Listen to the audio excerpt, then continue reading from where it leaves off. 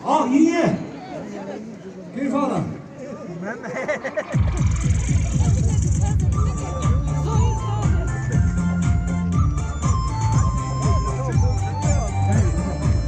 아,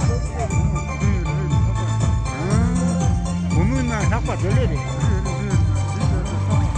충청도 여자.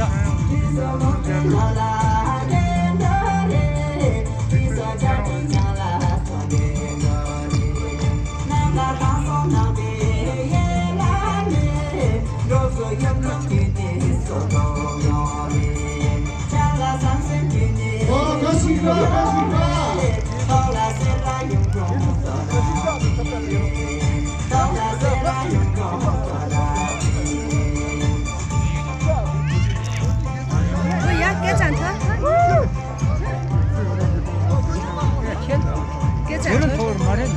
괜찮다. 아, 저거 어떻게 괜찮다. 그렇지.